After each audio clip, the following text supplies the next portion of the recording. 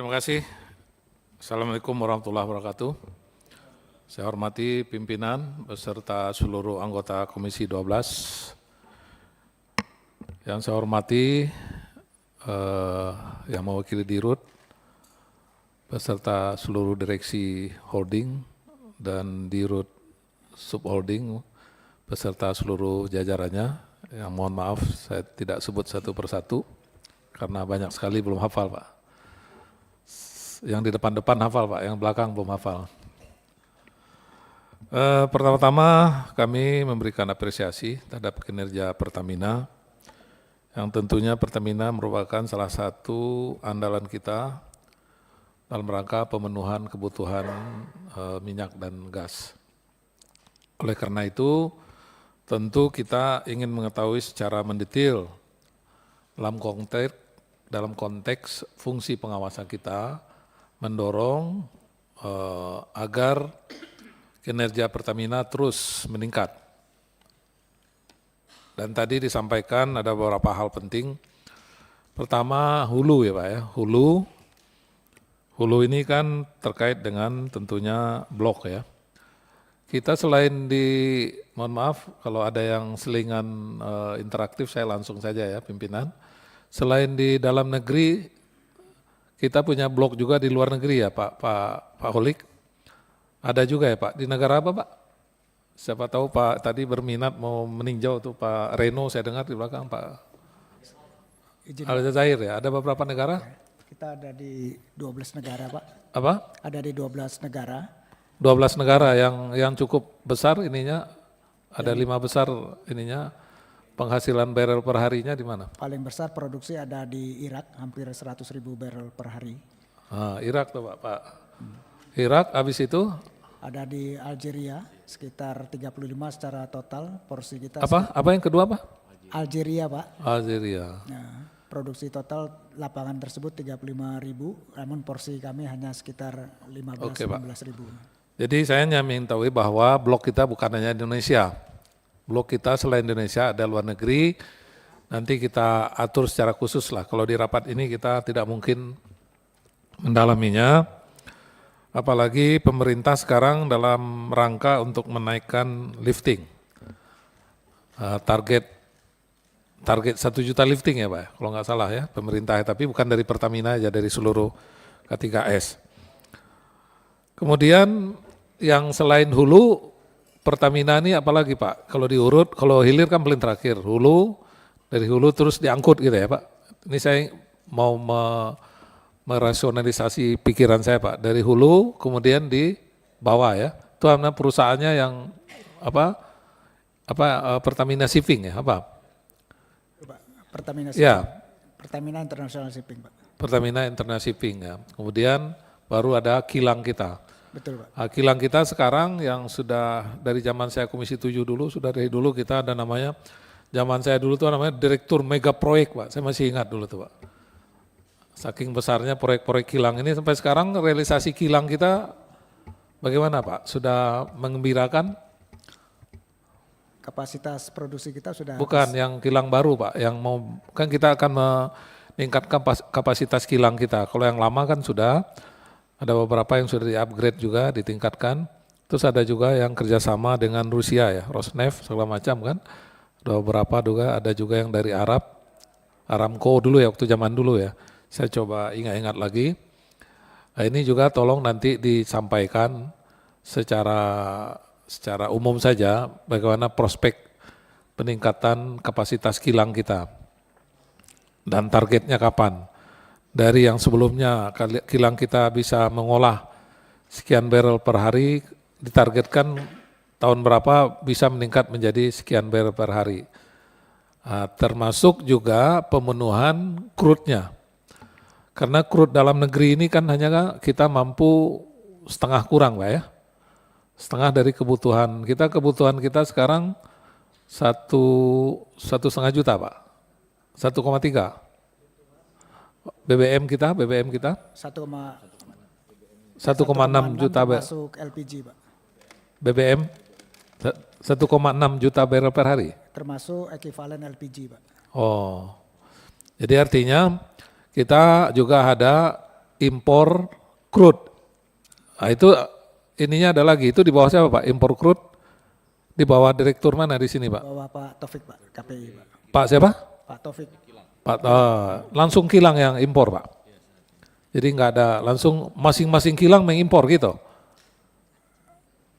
Jadi direktur kilang ya, oke. Ini direktur kilang membawahi semua kilang ya. Itu yang diimpor selain crude, produk juga diimpor Pak. Kan kita selain crude, produk juga impor juga ya? Produk diimpor oleh Oh itu melalui Pak Rifa ya, oke. Jadi saya ingin tahu dulu Pak, supaya nggak salah Pak. Apalagi kalau ada orang nanya kan nggak lucu, DPR salah memberi keterangan. Jadi kalau crude di bawah direktur kilang, kalau produk di bawah Pak Rifa, oke. Setelah itu diangkut, kemudian masuk ke, kalau urusan pipa-pipa, perpipaan, kan ada yang pipa juga. pipa gas di bawah. Penyaluran cuma Sabang gas saja Gas, ya? Pak, ya. Sementara kalau untuk pengangkutan produk BBM tetap di bawah PIS Pak. Sementara dan distribusinya di bawah CNT setelah keluar dari pelabuhan. Oke Pak, jadi secara garis besar sudah saya pahami dulu Pak ininya, frame-nya. Sehingga nanti pada saat pendalaman kita bisa betul-betul mengerti peran dari masing-masing penanggung jawabnya. Kemudian tadi Pak Rifa sudah cukup lengkap menyampaikan terkait dengan persoalan hilir ya. Hilir ini apalagi menjelang tahun baru ya, salah satu tema kita, tahun baru Lebaran. Salah satu tema kita adalah kesiapan Pertamina melayani masyarakat pada saat Lebaran, baik minyak maupun LPG. Tadi sudah dipaparkan, tadi ada beberapa hal Pak yang menjadi perhatian saya, sebelumnya juga sudah saya sampaikan ke Pak Rifa bahwa perbandingan penyaluran LPG yang antara satu kabupaten kota dengan kabupaten kota harus berbasis jumlah penduduk Pak, rasionalnya. Jangan sampai ada satu daerah dengan penduduk yang hampir sama tapi jumlah LPG yang di sana itu bisa sampai 2 kali lipat sehingga itu kecenderungan dikirim ke tetangga. Itu aja yang salah satu perhatian saya nanti Pak Rifa supaya dijalankan oleh masing-masing GM dan SAM di daerah masing-masing. Rasionalisasi penyaluran LPG yang berbasis jumlah penduduk ini. Minimal kan kita bisa lihat dari perbandingan jumlah penduduk dulu. Kemudian terkait BBM seperti yang disampaikan oleh Pak ini tadi Pak Ramson, kita juga sebetulnya sudah merencanakan fungsi pengawasan kita. Nanti kita atur ya dengan BPH Migas, karena BPH Migas adalah salah satu yang mempunyai fungsi pengawasan sesuai dengan undang-undang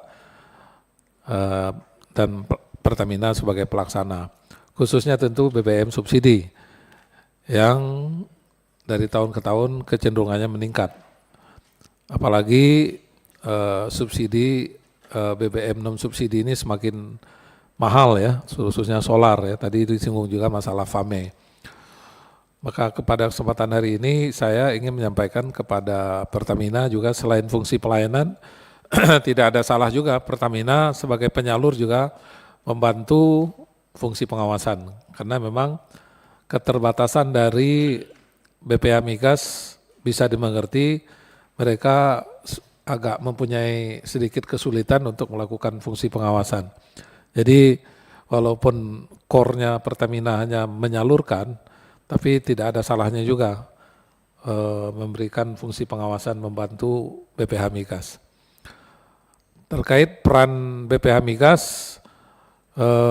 jangankan diperluas, yang ada saat ini aja mereka sudah kesulitan, bahkan kami mendorong supaya mereka memanfaatkan sistem atau IT untuk membantu mereka dalam fungsi pengawasan, tentu dikoordinasikan dengan Pertamina, ya.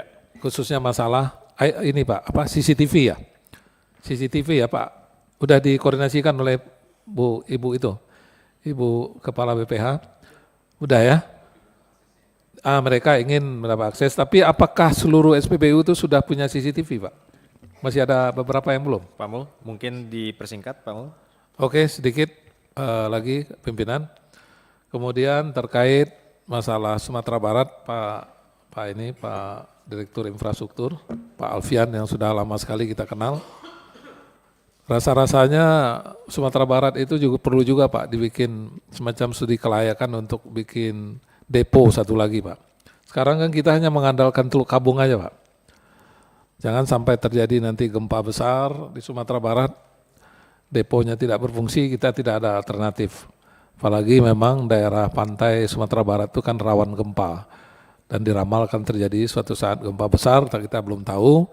Makanya kita ingin juga punya depo cadangan seperti daerah lain. Kalau nggak salah Pekanbaru itu deponya ada Riau itu 4 ya? 4 ya Pak ya? Dumai, Pekanbaru, Siak apa? Oh ya, jadi 4 ya? Jadi kalau Sumbar nggak usah 4, cukup 2 saja, ini aspirasi ini Ketua. Jadi apakah sudah ada studi kelayakannya Pak Alfian? Nah, nanti kita tindak lanjutin ya Pak Alfian ya. Ini salah satu kunci dari aspirasi kita di Sumatera Barat untuk merealisasikan depo, karena depo yang ada sekarang juga sudah sangat lama dan juga rawan juga bencana, jadi ke depan kita akan masukkan hal ini. Saya rasa itu pimpinan, saya rasa nggak terlalu lama ini. Saya rasa cukup cepat pertanyaan yang kita sampaikan. Oh ya cepat. Biasanya lama, sekarang nggak terlalu lama. Oh lama juga ya? Baik. Oh jam saya berarti yang salah nih. Ya. Terima kasih.